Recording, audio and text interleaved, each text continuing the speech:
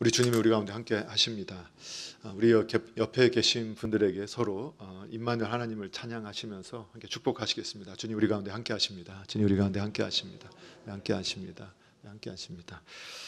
오늘도 예배당과 모인 곳을 예배당 삼아 또 함께 마음과 몸을 드리고 우리의 심령을 드리는 모든 주의 종들의 또 우리 모든 주의 권속들의 심령 속에 아버지 하나님께로부터는 은혜와 평강이 항상 넘쳐나기를 축원합니다.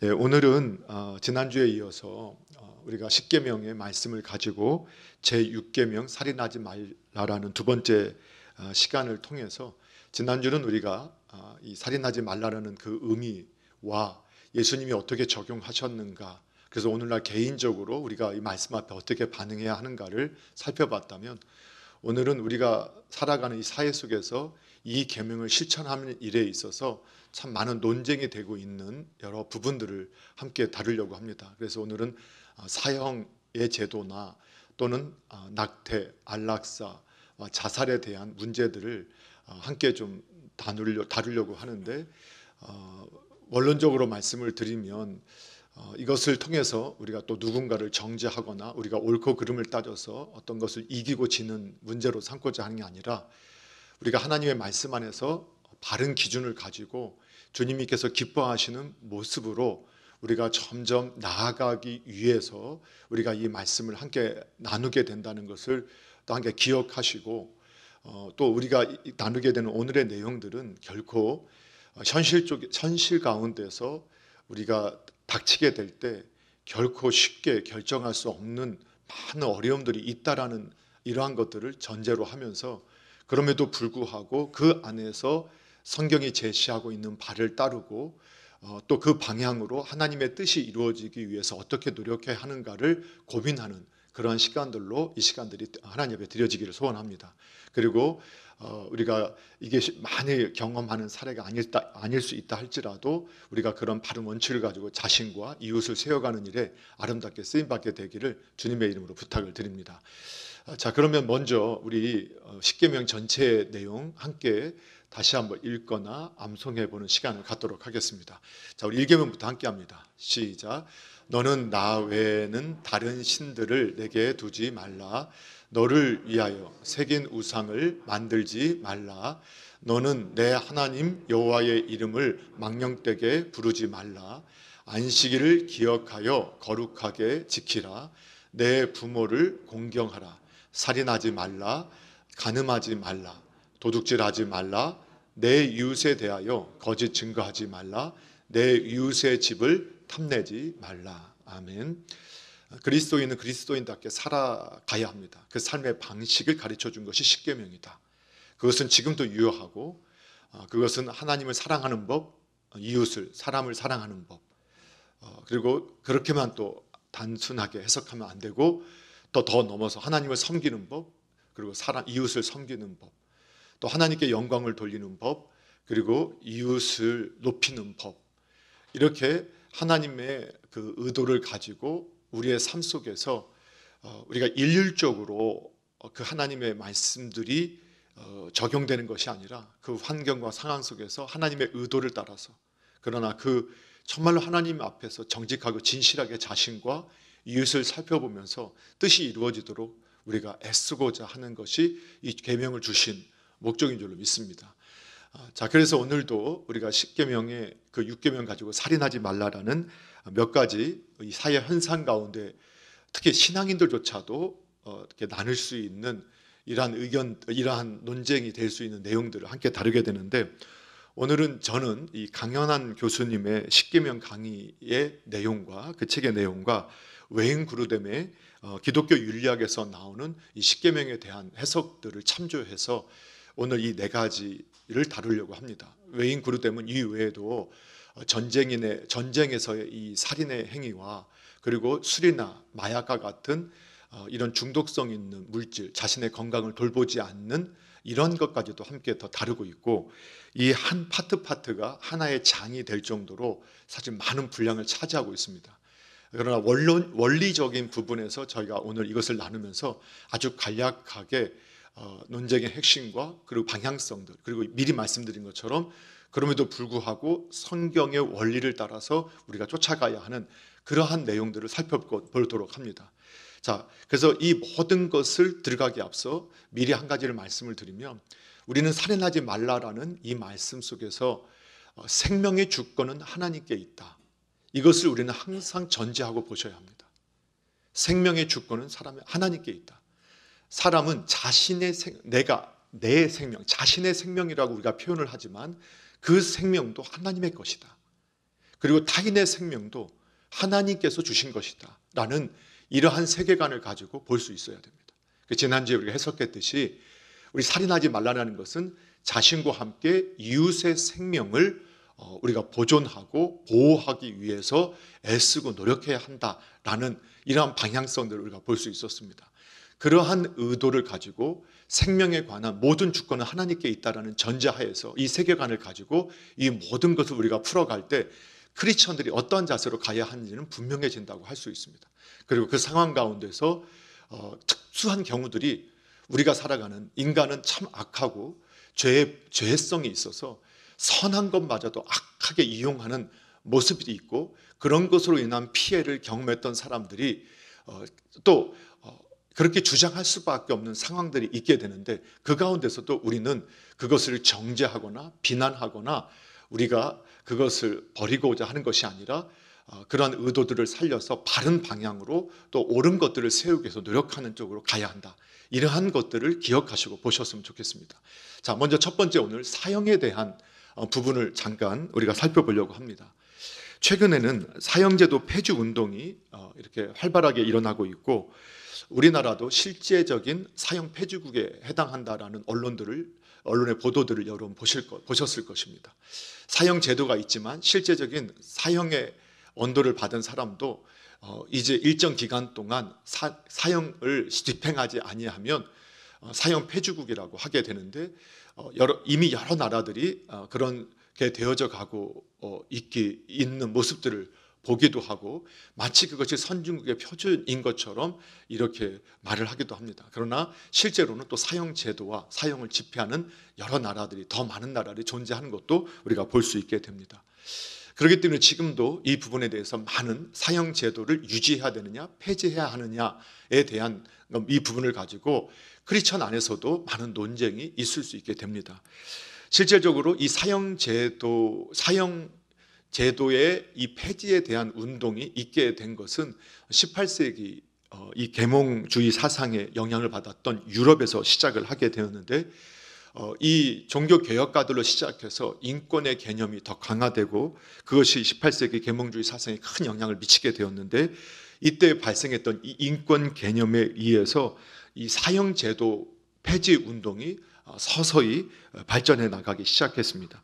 특별히 이탈리아의 형법학자 중에 한 사람은 1764년에 범죄와 형벌에서 국가가 행하는 이 고문인과 사형이 부당하다라는 이러한 논리를 피게 되었고, 이것이 결코 정부가 국가 권력이 이 고문 그리고 사형하는 이러한 것들이 악용되는 것들을 보면서 정당하지 못하고 사회에도 이득이 되지 못하다라는 주장을 하면서부터 더 아주 본격적으로 이러한 내용들이 이렇게 사회 운동으로 전파되기 시작했던 것을 보게 됩니다. 그리고 그것이 지금은 많은 나라에서 영향을 미치고 있는 것을 보게 됩니다.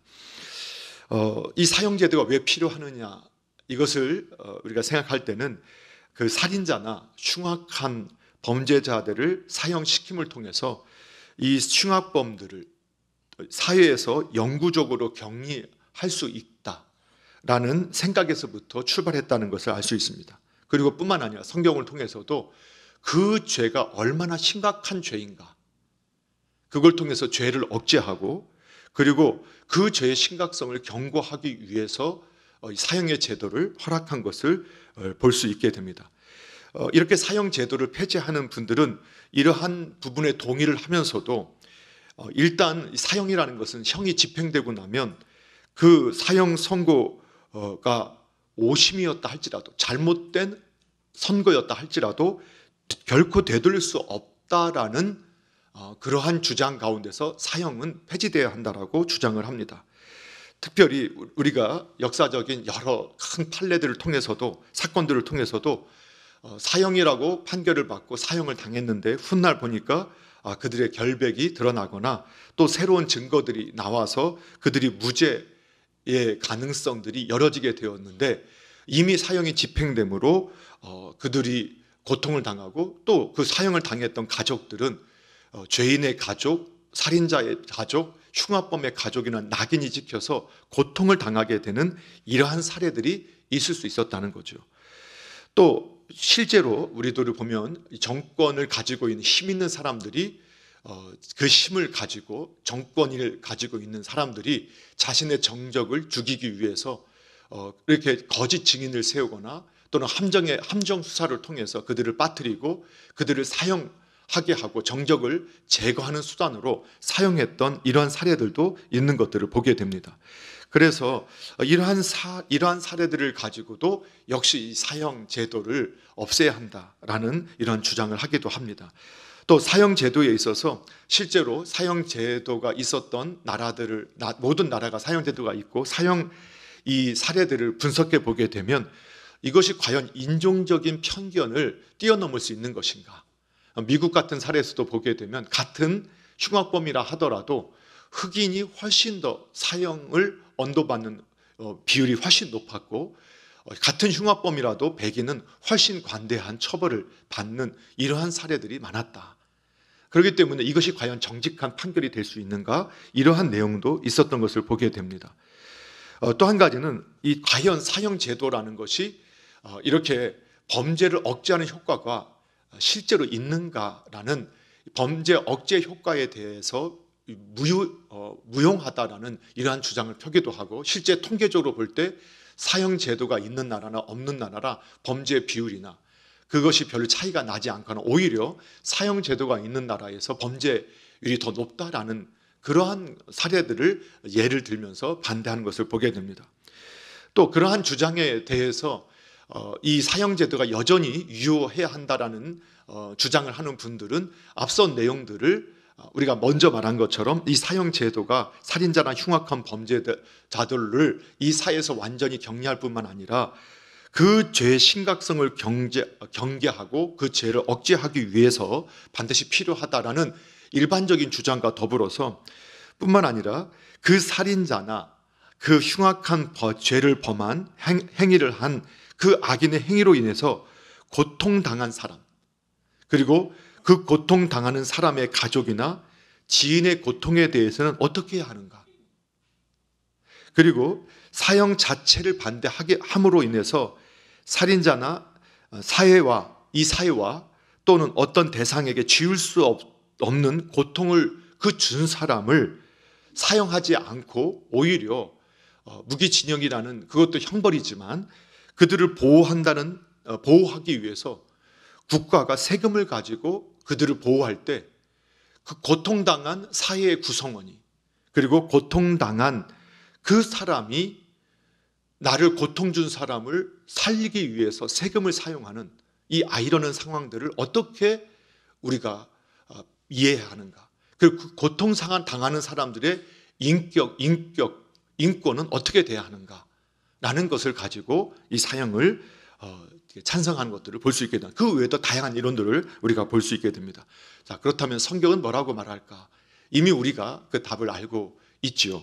자, 창세기 9장 5절 말씀을 지난주 함께 봤던 말씀입니다. 5절 6절 말씀 같이 한번 읽어보도록 하겠습니다. 함께 있습니다. 시작. 내가 반드시 너희의 피 곧 너희의 생명의 피를 찾으리니 짐승이면 그 짐승에서 사람이나 사람의 형제면 그에게서 그의 생명을 찾으리라. 다른 사람의 피를 흘리면 그 사람의 피도 흘릴 것이니 이는 하나님이 자기 형상대로 사람을 지으셨음이니라. 아멘. 뒤 6절을 좀 잠깐 띄워주시면 이렇게 말씀하고 있죠. 다른 사람의 피를 흘리면 그 사람의 피도 흘릴 것이니. 다른 번역본들을 보면 누구든지 사람을 죽인 자는 죽임을 당할 것이다, 이런 의미이고, 그리고 그 사람의 피도 흘릴 것이다, 그도 반드시 죽어야 하리라 라는 의미로 해석되어지는 것을 보게 됩니다. 예, 내려주시면 됩니다. 좀 에어컨도 좀 틀어주시면 좋을 것 같아요. 하나님께서 이 명령을 분명히 노아와 그 후손들에게 주셨던 것을 우리가 보게 됩니다.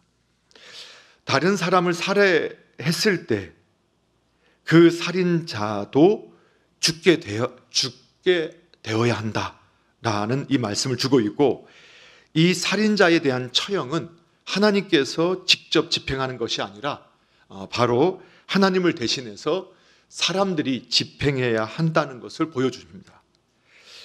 왜 하나님 이런 명령을 내리셨는가 지난주에 살펴봤듯이, 사람의 생명은 하나님의 형상을 따라 창조되어진 무한한 가치를 가지고 있고 하나님의 영광을 이 땅에 드러내기 위해서 창조되어진 존재이기 때문입니다. 그래서 그 주권이 하나님께 있고 그 형상을 설사 파괴할 수 있다 할지라도 그것이 가능한 분은 누구밖에 없느냐? 하나님밖에 없다는 겁니다. 창조주 하나님밖에 없다는 겁니다. 그래서 하나님께서는 그러한 흉악자들, 살인자들에게는 동일하게 하나님의 허용 안에서, 하나님의 심판 안에서 그 형상을 파괴하는 형벌로서 징계하시겠다는 것이 하나님의 뜻이었습니다. 그렇기 때문에 성경을 통해서 확인하게 되는 것은, 우리가 이미 우상 숭배자, 하나님을 저주했던 사람, 그리고 부모님을 저주하거나 또는 유괴범이나 또는 각양의 이런 추악한 사회적 범죄자들에 대해서 구약 성경에도 사형에 해당하는 죄를 언도하고 국가는 그 사형을 집행함을 통해서 하나님의 공의를 세워야 할 것을 이미 명령하고 있습니다. 그렇기 때문에 사형 제도 자체가 잘못된 것이냐, 거기에 대해서 우리 크리스천들은 하나님께서도 이 흉악한 살인자, 흉악한 범죄에 대한 이 범죄자들에 대한 사형에 대해서 이미 허락하고 있다는 사실들을 우리는 기억해야 합니다. 그래서 우리가 기억해야 할 것은, 이러한 인간의 죄성으로 인해서 그 권세를, 그 권위를 가지고 잘못된 사형을 통해서 또는 이렇게 합법적인 테두리에서 오히려 악을 행할 수 있는 이 제도적 맹점을 우리가 보완하고, 그리고 잘못 집행되지 않을 수 있도록 조심해야 하지만, 여전히 이 사형에 대해서는 우리 성경적 세계관을 통해서는 하나님도 허락하시고 있는 것이라는 분명한 관점을 가지실 필요가 있습니다. 그래서 지금도 우리가 생각해야 할 것이, 성경에서 말씀하고 있는 것처럼 최소한 기준점을 가지고 이 사형을 언도할 수 있는 이러한 제도들이 필요하다고 할 때, 외인 그루되면 이런 것들을 이게 제안을 합니다. 성경의 근거로 볼 때 의도적으로 다른 사람의 생명을 빼앗은 살인죄, 그리고 국가를 전복하게 한 반역죄, 대량 살상 무기를 사용하고자 했던 테러 같은 범죄들, 한 나라의 국민의 생명을 잃게 만드는 결과를 초래하는 간첩 활동들, 또 가중처벌이 되는 강간죄, 그리고 가중처벌이 되는 유괴죄, 그리고 한 사람을 죽음에 이르게 하는 위증, 그 같은 것은 여전히 사형에 해당하는 이러한 것들이 필요하고 이러한 집행이 필요하다는 주장들을 하는 것을 보게 됩니다. 자, 두 번째 우리가 함께 살펴볼 것은 낙태에 대한 부분입니다. 낙태에 대한 부분도 오히려 최근에 대해서 더 많은 경론이 벌어지고 있는 부분입니다. 역시 이 부분에 대한 것도 전제하는 것들을 기억하시고 말씀을 들어야 되는데, 그러나 지금 우리가 꼭 기억할 것이 있는데, 낙태에 대한 이러한 내용들을 우리가 연구해 보게 되면 마치 낙태가 원래 인간들이 이 태화의 생명을 보호하고 가치 있게 여겨왔던 것으로 생각을 하고 있는데 전혀 그렇지 않습니다. 서양이든 동양이든 특히 우리나라이든 기독교 세계관, 그리고 성경적 세계관이 세워지기 전에, 기독교 전통이 나타나기 전에는 낙태의 문제를 이렇게 죄의 문제로, 악의 문제로 인식하지 않았습니다. 왜 그랬을까 보면 동서양을 막론하고 아직 태어나지 않은 그 아이는 사람이 아니다, 인간이 아니다라는 생각이 팽배했기 때문이었습니다. 태어나지 않은 아이를 어떠한 방식으로 죽이든지 그것은 살인의 범주에 들지 않는다고 생각을 했었습니다. 이것은 동양에서도 마찬가지였고 서양에서도 마찬가지였습니다. 그래서 그리스 로마 전통에서도 이렇게 약자 어린 아이 태어나는데 약하게 태어난 아이를 죽이는 유아 살해나 그리고 이렇게 자녀들을 낙태하는 일들 이런 것들에 대해서 범죄시하는 이러한 문화들이 없었던 것을 보게 됩니다. 더욱이 그 당시의 생각들을 살펴보게 되면 태어나지 않은 아이는 그저 엄마의 모체의 일부에 불과하다라고 여기는 이러한 생각들이 훨씬 더 지배적이었습니다. 그래서 만약에 필요에 의해서 그 아이를 낙태한다 할지라도 몸에 있는 종기나 종양과 같은 것을 제거하는 그것을 없애버리는 정도의 의식들을 가지고 있었습니다. 그러나 이 기독교 세계관이 복음이 전파되면서 점점 성경적 세계관, 기독교 세계관이 정착되면서 이 유아 또는 낙태에 대한 이 부분도 생명에 대한 살해라는 인식들이 점점점 퍼져지게 되었습니다. 성경적 세계관이 퍼져가면서 아직 태어나지도 않은 아이라 할지라도 완전한 인간이고 또 인간으로 생각해야 한다라는 의식이 지배적이 되었고 그 결과 이 낙태는 죄라는 의식이 이런 복음이 전파된 중세 사회 이후부터 점차 우리의 의식 속에 자리 잡게 되었습니다. 자, 그때 우리가 이 낙태가 성경적인 세계관에서 잘못된 것이다. 바로 이 모태에서 있는 그 아이 생명도 하나님께서 만드신 완전한 생명이라는 것이 어디에 나오느냐? 시편 139편 13절에 보면 이런 말씀이 있어요. 우리 같이 한번 읽어보도록 하겠습니다. 함께 읽겠습니다. 시작. 주께서 내 장을 지으시며 나의 모태에서 나를 만드셨나이다. 아멘. 오늘 이 성경의 이 선지자는 주께서 나를 지으셨고 언제 나를 만드셨느냐? 어머니의 모태에서 그것이 어머니의 그 정자와 난자가 수정해서 그 결과로 우연히 만들어진 것이 아니라 하나님의 손길로 수정되게 하시고 그리고 그것이 착상되게 하시고 성장하게 하시고 그 안에서 모든 기관을 하나님께서 만드셨다라고 성경이 말씀하고 있다는 겁니다. 그래서 욥은 이런 고백을 해요. 욥기서 10장 8절에 보게 되면 말씀을 띄워주시는데 주의 손으로 나를 빚으셨으며 만드셨는데 이제 나를 멸하시나이다 하면서 자신이 받는 고통 속에서 주님께서 나를 빚으셨지 않습니까? 근데 어찌 지금 나에게 이런 고통을 통해 나를 멸하려 하십니까? 하고 하나님의 기도하는 이 탄탄하는 이 소리를 저희가 듣게 됩니다. 그러니까 믿음의 선조들도 이미 오래전 믿음의 선조들은 우리가 하나님에 의해서 모태에서부터 하나님에 의해서 만들어진 존재라는 이러한 그 가치를 하나님의 계시를 가지고 있었던 것을 우리가 발견하게 됩니다. 그래서 하나님이 모태에서 만드셨고 빚으셨기 때문에 태아도 완전한 인간이라는 생각을 하게 되었고 그 전통이 지금까지 유지되어 왔던 것입니다.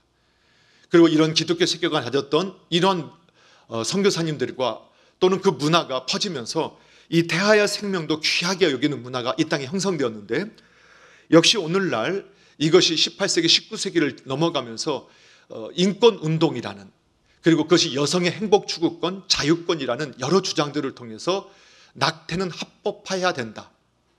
그리고 낙태는 생명을 죽이는 것이 아니다. 라는 논리들이 지금 주장되어지고 있는 것들을 보게 됩니다. 그러나 우리 신앙인들은 이러한 성경적 세계관을 가지고 그것이 어떠한 낙태라 할지라도 그것은 살인하지 말라라는 하나님의 계명을 어기고 있고 하나님의 절대 주권으로 주신 그 생명을 우리가 임의적으로 처분하려고 하는 범죄 행위라는 것을 확신하셔야 합니다. 이것은 두말할 필요가 없습니다. 그러나 현실의 문제가 되면 결코 녹록하지 않습니다. 만약에 저와 여러분이 현실 가운데서 낙태를 허용해야 합니다라고 주장하는 이러한 사례들에 우리가 끼게 되면 우리가 쉽게 아니다라고 말하기가 어렵다는 겁니다. 그래서 제가 말씀했던 강형환 교수님은 그분의 책에서 크게 5가지 사례들을 가지고 낙태를 찬성하는 사람들이 주장하는 내용들을 말해주는데, 간단하게 말씀드리면 첫째는 바로 의학적인 난점입니다. 그게 뭐냐? 산모가 건강이 위험에 처해 있을 경우입니다. 그럴 때 임신 상태를 중단해야만이 산모를 살릴 수 있다고 할 때, 그때 어떻게 할 것이냐? 이 부분에 대해서는 성경에 보면 성경에 좀 더 그 큰 관점에서 보면은 산모를 우선한다라는 것이 더 적절하지 않을까라는 가능성이 더 높이 열려 있습니다. 어쨌든 이렇게 산모가 치명적인 위협에 처하게 있을 때 의학적인 상황 가운데 어떻게 해야 할까?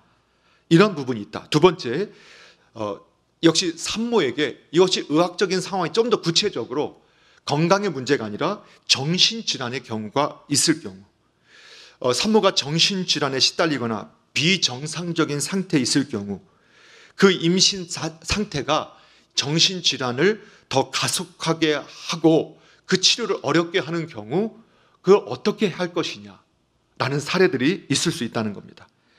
또 한 가지는 이제 우생학적인 문제라고 해서 이것이 이제 요즘에 검사하고 있는 이 뭐랄까요, 장애 검사 같은 것입니다. 초음파 검사, 장애 검사를, 양수 검사 등을 통해서 그 아이의 장애를 검사하고 확인하는 겁니다.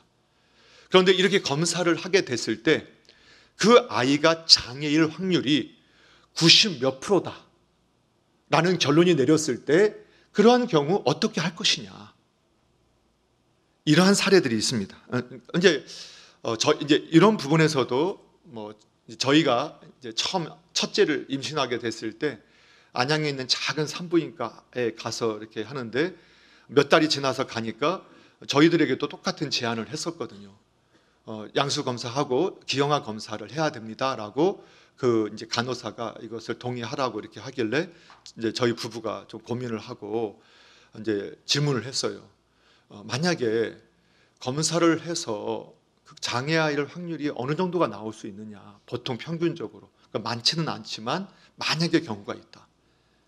그럼 만약에 경우가 있어서 만약에 장애가 나오게 되면 그 다음은 어떻게 해야 되느냐? 그건 부모님의 선택이다. 그래서 저희는 그 선택을 미리 했다. 미리 했기 때문에 이 검사 받지 않겠다. 그걸 받음을 통해서 고통 속에 있는 것보다 그냥 기다리는 것이 낫겠다. 그렇게 결정을 했었습니다. 그 둘째도 마찬가지였어요. 그런데 나중에 보니까 이제 제가 결혼한 우리 후배님들을 보면서 또 저희 동생들이나 보니까 이제 병원에서는 의무적으로 이렇게 자꾸 검사를 종용을 하죠. 근데 처음에 검사를 딱 하고 나는데 그런 설명을 안 해요. 검사를 한다고 해서 한 게 아니라 아주 희귀한 사례지만 검사하겠느냐가 아니라 그냥 당연히 하는 것처럼 이렇게 요구를 하더라고요. 그리고 나서 그 다음 말도 또 대부분의 제가 많은 우리 임신한 부부들이 저한테 전화를 하거나 주일날 찾아와서 울면서 기도를 받았던 사례들이 있는데, 이런 경우예요. 그게 뭐냐면, 이게 모든 산부인과 병원이 그런 건 아니겠지만 1차 검사를 하고 나서 검사를 했더니 장애일 확률이 5%에서 3% 정도 있을 수 있겠다. 또 이런 말을 하는 거예요. 그 정밀 검사를 받아야 하는데 그거는 보험이 되지 않습니다. 이런 식으로 이렇게 적용을 하는 거예요. 그런데 많은 부모들이 그 5%, 3%라는 말 들어도 얼마나 가슴이 두근거리고 두렵겠어요. 그 자녀가 건강하게 태어나길 원하는. 근데 그게 정말 선한 의도는 아니지 않겠는가. 혹시 우리 산부인과 다니시는 분이 계시면 다 그러지는 않으실 것 같아요. 그런 것도 있겠다. 그런데 이러한 사례들, 실제적으로 그러나 만약 검사를 했을 때 90 몇 프로 이 장애다, 사산될 수밖에 없다, 이런 경우 어떻게 할 것이냐. 네 번째, 아주 법적으로 윤리적인 문제가 있을 수 있습니다. 이것도 낙태 옹호주의자들이 늘 강조하는 것인데, 예를 들면 원치 않지만 아주 성범죄자들, 강간범들에 의해서 정말 수치스러운 일을 겪었는데 임신을 하게 된 경우는 어떻게 돼야 되느냐. 그리고 근친상간에 의해서 자녀가 이게 임신이 된 경우 그 아이를 낳게 될 때 법적으로, 윤리적으로, 도덕적으로 모든 문제가 되어지게 될 때 어떻게 해야 되느냐, 이런 문제들이 있습니다. 또 다섯 번째, 남성이든 여성이든 요즘에 이제 성윤리가 무너지면서 결혼 전에 혼전, 순결이 마치 그냥 과거의 전유물로 여겨지고 있는 시대 가운데서 점점점 이 성관계하는 나이가 어려지면서 자신들이 그 아이를 책임질 수 없는 그러한 상황강에서 임신이 되어지게 되는 경우, 그래서 아이를 키울 수 없는 경제적인 그리고 심리적인 학업 그리고 모든 상황들이 그를 압박하고 있을 때 어떻게 해야 되느냐, 이런 다섯 가지 사례들이 있어요. 그런데 거기에다가 우리나라 상황에서도 저희가 제도적으로도 그럴 수 있어요. 예를 들면 중국에서 최근에는 자녀를 많이 낳기 운동을 지금 벌이고 있다고 합니다. 여러분 잘 아시는 것처럼 중국은 최근까지도 한 가구당 한 자녀만 낳는 운동을 벌였고, 그걸 어기면 어마어마한 세금과 벌금을 물였거든요. 그래서 아주 부자가 아니면 둘째, 셋째를 낳을 생각을 못했던 나라였습니다. 근데 우리나라도 저보다 약간 위에 선배님들, 그리고 저희 아버님보다는 조금 연배가 어린, 그러니까 저 60대 정도에 계시는 그 선배님 세대에 보면 우리나라가 경제가 고도로 발전해 가면서 그 당시에 그 사회를 이렇게 평가하면서 우리나라가 인구 팽창으로 인해서 위험에 처할 것이다라는 연구 결과들이 나오면서 적극적으로 국가에서 산하 제한 운동들을 벌이기 시작했습니다. 그래서 셋도 많다 둘만 낳자, 그러다가 둘도 많다 하나만 낳자. 그러면 실제로 제도적으로 어떻게 했냐면 공무원들이나 이런 공공기관에서 근무하는 사람들은 셋째를 낳으면 불이익을 주거나, 그리고 이 주택을, 요즘에 주택 문제 얼마나 심각합니까? 그 시대에도 주택을 이렇게 우선순위에서 밀리게 하거나 제도적으로, 낙태가 합법은 아니었지만 병원에 가면 낙태를 해더라도 처벌하지 않고 오히려 낙태를 옹호했고, 그래서 실제로 그 당시의 사례를 보게 되면 지금도 마찬가지지만 한 해 태어나는 아이보다 낙태한 아이가 훨씬 더 많은 숫자가 있었던 이런 시기가 있었습니다.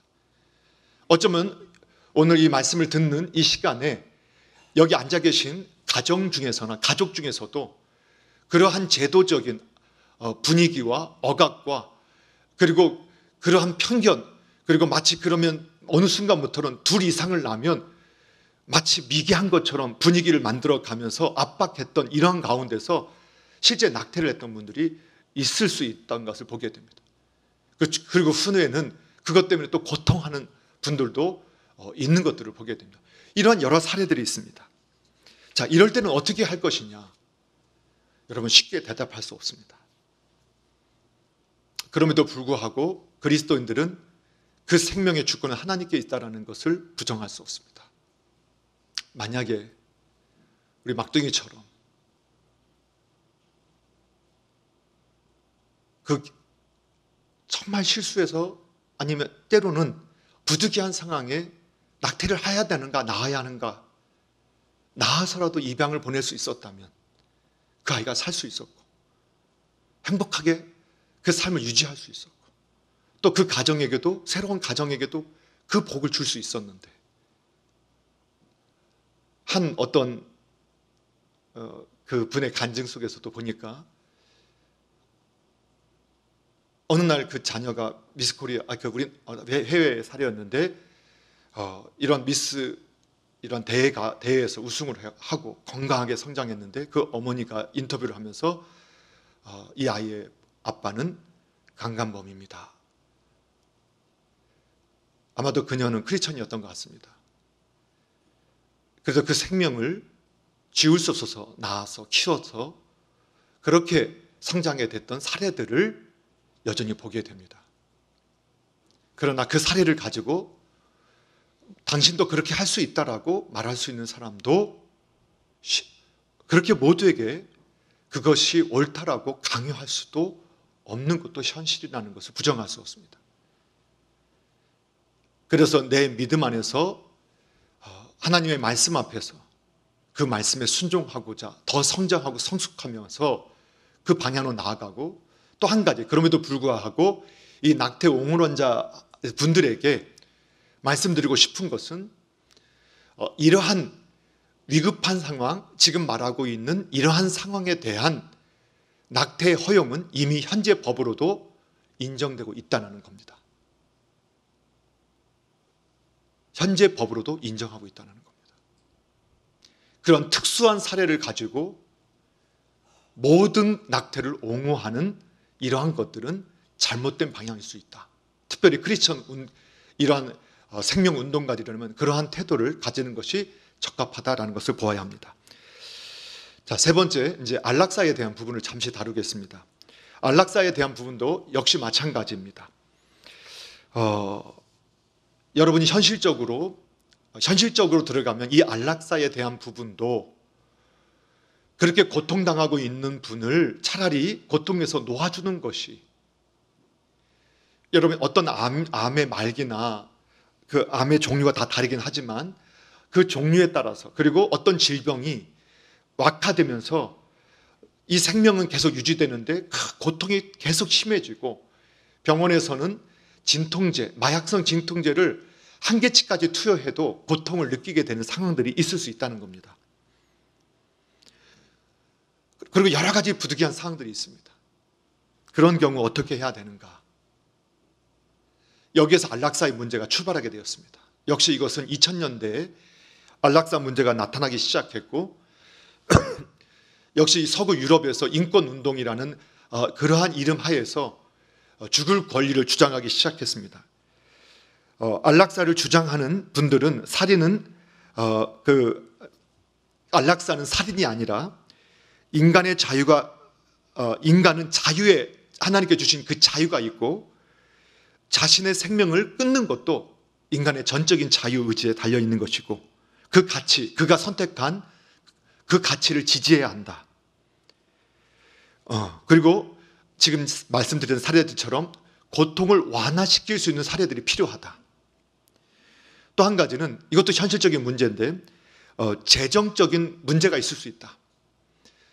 지금 의식을 잃고 죽어가고 있는 그 사람을 살리기 위해서 몇 개월, 몇 달을 가면서 의료비가 급속도로 늘어나면서 남아있는 분들이 오히려 더 큰 고통을 당하게 되는 이러한 상황 가운데 있을 때 어떻게 해야 되는가? 또 의학적인 자원의 한계가 있을 수 있습니다. 우리가 만들어 놓은 의학적인 도구들이 한계가 있는데 우리 선진국으로 갈수록 그런 위험성이 더 적어지지만 인도에서 이런 경우가 있었죠. 이번에 팬데믹이 급속히 퍼지면서 산소 마스크 하나가 부족해서 죽게 내버릴 수밖에 없는 상황들이 있었어요. 그런데 이미 중증 환자들, 이미 회복될 수 없는 사람들에게 이미 붙여놓은 걸 뛸 수 없어서 더 살 수 있는 기회에 있는 사람들을 살리지 못하는 사례가 있었어요. 이럴 때 어떻게 하는가라는 문제들이 있다는 거예요. 그래서 안락사는 필요하고 이것을 인정해야 한다고 주장을 합니다. 그러나 우리 성경적 가치관을 가진, 세계관을 가지신 분들이나 또 인간의 생명의 존엄성을 더 가치 있게 보는 사람들의 입장에서는 우리 성경적으로는 분명히 출애굽기 20장 13절 생명의 주권은 하나님께 있다. 그리고 사무엘하 1장 1절에서 16절에 보게 되면 고통 속에 있는 사울을 죽였던 한 종자에 대해서 다윗이 그를 사형에 처했던 그 사례들을 통해서 볼 수 있듯이 하나님은 이러한 누구의 고통을 죽인다 하더라도 사람의 생명을 빼앗는 그 행위를 옹호하지 않는다라는 것을 우리가 발견하게 되고, 또 하나님께서는 살인은 잘못된 것이라는 이 본능을 인간의 도덕적인 본능 속에 심어 놓으셨다. 그리고 이 안락사로부터 이 죽어야 할 의무가 미끄러운 경사의 역할을 하게 될 것이다. 이게 무슨 말이냐면 안락사를 허용하게 되면 이제는 어디까지 안락사가 허용되어야 하는가, 그리고 점점점 안락사의 범위가 넓어지게 될 것이고, 그리고 이제는 요청만 하면 안락사를 주게 되는 경향까지 넘어가게 된다는 것입니다. 자, 그래서 거기서부터 또 출발한 게 뭐냐? 원하지 않는 안락사의 공포에 쌓이게 된다는 겁니다. 가족들이 동의했어요?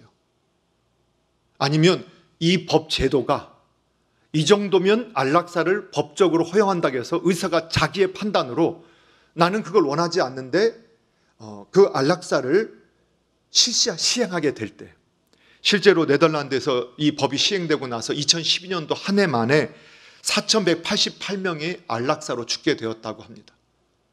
그리고 최근에 유럽에서도 어떤 일이 벌어지고 있냐면 원하지 않는 안락사를 거부할 수 있는 또 그런 인권 운동이 나타나고 있어요. 그만큼 이 자기가 원치 않는 안락사를 당할 확률들이 점점 늘어나게 되는, 이 제도가 되어진 데서는 그런 경우들이 있게 되는 것들을 보게 된다는 거예요. 예, 그래서 또 한 가지는 우리의 사례도 보게 되면 드문 일이지만 기적적인 회복의 사례들이 있다라는 거예요. 예, 이런 경우가 있었어요. 그래서 이러한 것들을 좀 고민하시면서, 최근에 이런 문제도 있죠. 우리적으로 우리나라도 이제는 이제 연명 치료를 이제 그만둘 수 있는 제도가 법적으로 이제 허용되기 시작했습니다. 그래서 이제 저희들도 죽음의 문제를 두려움의 문제나 끝장나는 크리스천들에게는 그런 문제가 아니기 때문에 미리 좀 준비하셔서 이런 경우가 있을 때 생명을 유지하는 이러한 방식을 선택할 것이냐, 아니면 자연적으로 생명이 다할 때 생명이 마치는 길을 선택할 것이냐는 이제 가족들이 함께 미리 준비하는 것도 지혜가 될 수 있는 시대에 있다라는 것을 고민할 필요가 있습니다. 예, 그래서 성경적인 관점에서는 죽이는 것과 죽을 수 있도록 그대로 내버려 두는 것, 표현도 그것도 좀 좋지 않지만 자연적으로 생명이 끝나도록 그냥 다른 장치나 인위적으로 유지하는 게 아니라 그 생명이 그대로 마칠 수 있게끔 그냥 두는 상태, 그러나 인위적으로 죽이는 상태, 그거는 너무나 큰 차이가 있다. 크리스천들은 어떤 방향성을 가져야 하는지를 분명히 해야 된다. 이렇게 우리가 좀 정의를 내릴 수 있겠습니다. 자, 마지막으로 자살에 대한 문제입니다. 자살도 동일한 원리를 작용할 수 있습니다. 자살을 선택할 수밖에 없는 궁지에 몰린 사람들의 그 형편과 상황을 이해하지 못하면서 자살에 대해서 함부로 말할 수 없다는 것을 우리가 인정합니다. 그럼에도 불구하고 자살에 대한 원리는 처음 제가 서두에서 말씀드렸던 것처럼 생명의 주권은 하나님께 있다는 것과, 그리고 살인하지 말라는 이 계명의 의도 자체가 타인의 생명과 나의 생명을 보호하고 지키고 또 적극적으로 살아가도록, 건강하게 살아가도록 보호해야 할 책임이 있다는 것을 지난주에도 우리가 적용하면서 해석했던 것처럼, 이 살인은 타인의 생명을, 목숨을 빼앗는 것이 아니라 자신의 생명을 해하는 것도 살인죄에 해당하다는 사실을 염두에 두어야 합니다. 그래서 성경은 결코 자살을 긍정적으로 평가하지 않습니다. 성경에 나오는 6번의 자살의 모습이 나옵니다. 가룟 유다나, 그리고 사울이나 아히멜렉이나 또는 시므리 같은 사람들, 여러 사람들이 자살의 모습이 나옵니다. 그런데 이 자살의 모습을 하나님께서 오히려 그 악에 대한 형벌로 하나님께서 허락하신 것처럼 묘사되기도 합니다. 그래서 자살은 하나님께서 긍정적으로 표현하지 않는다, 성경은 그것을 인정하지 않는다라는 것을 발견하게 됩니다. 두 번째, 자살은 오히려 사탄이 기뻐하는 것이라는 겁니다. 왜 그러느냐? 요한복음 8장 44절에 보면 그 마귀는 어떠한 존재냐? 처음부터 살인자요, 진리가 그 안에 없다. 거짓을 말할 때 자기 말로 하는 거짓의 아비라겠습니다. 그래서 우리 마음속에, 사람 생각 속에 자살을 심어주고 그리고 죽고 싶도록 유도하고 자살을 꿈꾸게 하는 것은 하나님의 일이 아니라는 겁니다. 그건 마귀의 일입니다. 귀신의 일입니다. 그렇기 때문에 그 자살을 미워하는 어떠한 것도 인정해서는 안 됩니다. 자, 그러면 또 세 번째, 이 자살은 어떻게 되느냐? 이 자살은 남은 자에게 너무나 큰 상처를 줍니다. 물론 자살하는 사람들은 본인의 깊은 아픔과 상처 가운데서 다른 사람의 아픔이나 상처를 돌아볼 필요도 없을 것입니다. 그런 여유도 없을 수도 있었습니다. 그럼에도 불구하고 자살은 너무나 많은 분들에게 상처를 주게 된다는 것입니다.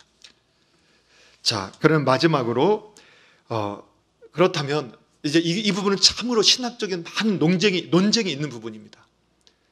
그리스도인이라면 자살이 용서받을 수 있는 것인가? 자살한 그리스도인은 용서받을 수 있는가? 아주 어려운 문제입니다.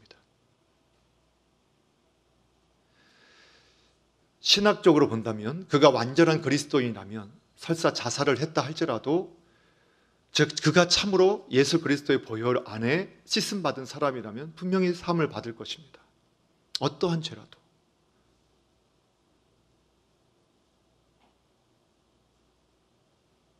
행위로 구원받는 것은 아닙니다. 그러나 자살한 그분의 믿음이 정말 주님의 보혈에 씻김을 받은 참 믿음을 가지고 있는가를 확신하는 것은, 그것을 분별하는 것은 결코 쉽지 않습니다. 그렇기 때문에 중세 기독교 세계관에서는 자살을 하는 분들은 교회 묘지에 묻히지 못했습니다. 자, 그렇게 나아가면서 그러면서 오늘날 의학이 발달하면서 어떤 세계가 열리게 되었냐면, 어떤 질병에 의해서 우리가 질병에 걸려서 몸이 죽듯이 정신질환, 조울증, 우울증과 같은 심각해진 정신질환도 질병인데, 그 질병이 환시, 환청, 그리고 그 감정의 기폭들을 통해서 또 그렇게 그것이 또한 우리는 영적으로 귀신의 역사들이 있다라고 할 수도 있겠지만, 그러한 정신질환에 의해서 자해하거나 자살하게 될 경우는 그럼 어떤 것이냐? 쉬운 대답이 아닙니다. 자, 이제 최종적인 결론을 맺겠습니다. 혹시 오늘 자살을 꿈꾸고 계시는 분이 계시나요? 오늘 나 자살하고 싶어, 이런 분 계시나요? 여러분, 생명의 주권은 하나님께 있습니다. 그리고 죽음을 너무 두려운 것으로 이해해서는 안 됩니다. 성경에 보면 모든 것이 다 자살은 아니라고 표현하고 있어요. 예를 들면 적진에 침투해서 그 임무를 완수해야 되는데 가면 죽을 수밖에 없어요. 근데 국가를 위해서, 나라를 위해서, 우리 가족을 위해서 그 길을 선택했다. 그걸 자살이라고 할 수 있느냐? 삼손의 죽음을 우리는 자살이라고 보지 않죠. 이처럼 또 예수님께서도 선인을 위해서 죽는 자가 종종 있거니와, 그러나 아직 우리가 죄인 되었을 때 주님은 우리를 위해서 죽으셨다. 주님의 죽으심은 자살이 아니죠. 그래서 우리는 죽음을 두려움으로 생각해서는 안 됩니다. 죽음을 끝으로 생각해서도 안 됩니다. 사도 바울은 빌립보서 1장에서 내가 두 가지 마음에 끼어 있습니다. 빨리 이 세상을 떠나서 주님께로 가고자 하는 마음과, 그럼에도 불구하고 이 땅에 아직도 내 사역이 남아있어서 여전히 여기 있어야 할 이 두 사이에 끼어 있습니다. 그런데 바울은 사나 죽으나 나는 주의 것이기 때문에 주님의 유익을 따라서 그렇게 되기를 원합니다. 너무나 고통스럽고 어려운 상황이 있습니다. 이 땅에서의 순간입니다. 이때 우리가 꼭 기억할 것이 있습니다. 빌립보서 4장 6절 7절에서 말씀했던 것처럼 아무것도 염려하지 말고 오직 모든 일에 기도와 간구로 너희 구할 것을 감사함으로 하나님께 아뢰라. 그러면 모든 지각이 뛰어난 하나님의 평강이 그리스도 예수 안에서 너희 마음과 생각을 지켜주실 것이다. 여러분, 너무 어려워서 기도까지 힘들다 하더라도, 그러면 예배당까지 나오기 어렵다면 그 침상에 누워서라도 주여 주여 주여 주여 하고 주님의 이름을 부르셔야 됩니다. 그리고 고린도전 10장 13절 너무나 유명한 말씀, 우리가 감당하지 못할 시험당을 하나님께서 허락하시지 않을 것이고 또 시험 당할 쯤 피할 길을 열어주실 것이라는 것을 믿고 여전히 그 생명을 주님께서 허락하셨다면 그 생명을 살리고 보호하는 쪽으로 내가 믿음으로 나아가야 한다. 그리고 로마서 8장 28절에 서서 하나님을 사랑하는 자 그 뜻대로 부르심을 입은 자들에게는 모든 것이 합력해 선을 이룰 것이다. 지금의 이 고통, 지금의 이 문제마저도 하나님 나중에 그때 이것을 허락하셨던 이유가 있었구나 하게끔 만드실 것이다. 이걸 기대하면서 오늘 그 마음을 포기하시기 바랍니다. 일어나시기 바랍니다. 생명은 주님께 있습니다. 여러분, 그래서 다시 여러분 기억하십시오. 지난주 말씀 기억하시죠? 여러분, 예수님께서 살인이 뭐냐? 우리가 자살한 사람을 함부로 비방할 수 있을까요? 너 죄인이라고, 넌 살인자라고, 낙태한 사람을 너는 살인자라고 우리가 정죄할 수 있을까요?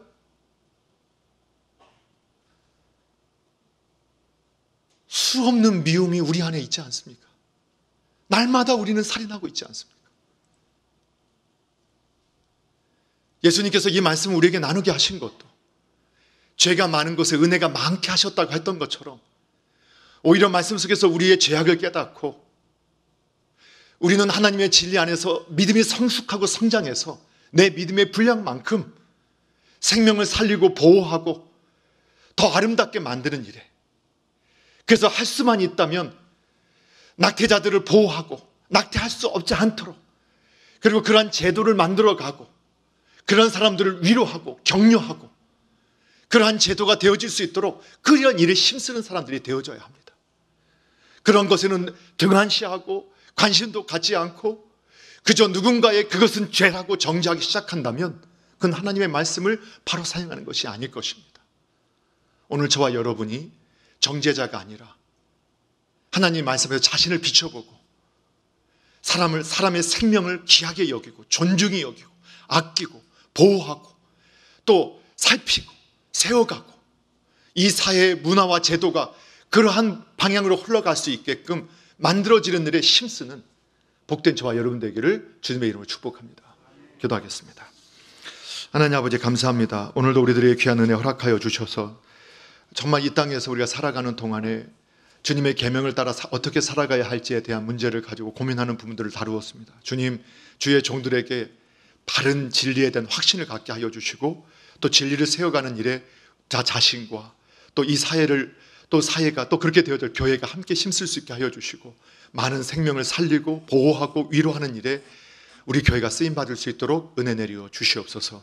예수님의 이름으로 기도하옵나이다. 아멘.